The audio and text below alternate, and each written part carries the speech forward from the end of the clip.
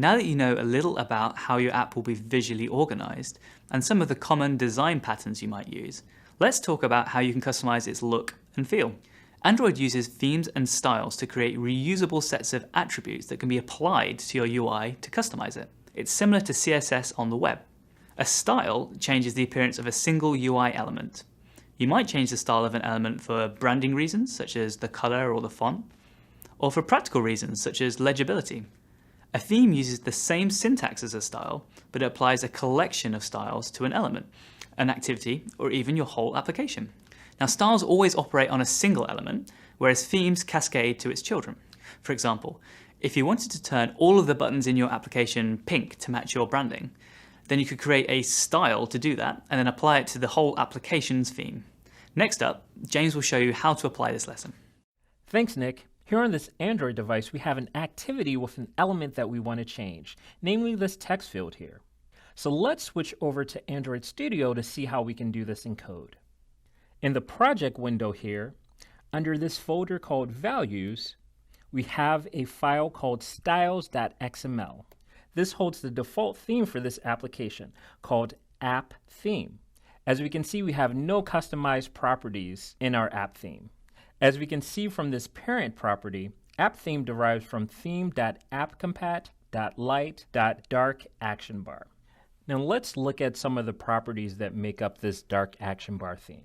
So there are a couple of ways to do this. So if we right click and go down to Go To and then Implementation, or you can control click. So we see this style right here, the theme action compat light dark action bar. That derives from base theme app compat light dark action bar. So if we go to that one, and we can see there are a couple of properties here. Some of the interesting ones here are the color primary dark and the color primary. Now you can go and see what those colors are by doing another control click, and we see right here that that corresponds to a black color. So now that we're back in our styles.xml file, let's create a new style. So in this code right here, we have a style called myStyle that assigns a greenish type color to Android text color.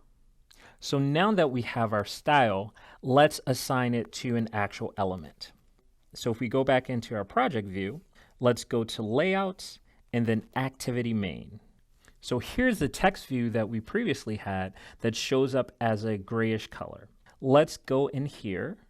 So in this text view's declaration, we just need to add this last line here, where we say the style is equal to @style myStyle.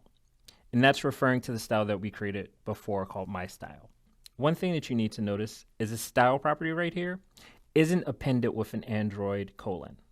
So if we go over to the design view, we can see this green color here for our hello world. So your style should look something like this. We have a bluish color in red, green, blue notation and a bold style. Now, one thing that you might want to notice is over here in the column, it shows you a small preview of what the color is. So if we go over to our design view, we can see that the text has changed to a bolder blue color. Styles and themes bring the unique character of your company's product to your app. We will do a formal deep dive in Lesson 3 when we discuss bold graphic design. In the meantime, you can take a look at some open source apps like the 2014 Google I/O Scheduler app, or this list on Wikipedia of open source Android apps to see what others have done. Now be advised that not all of these apps use material design principles. You might see some old UIs in there.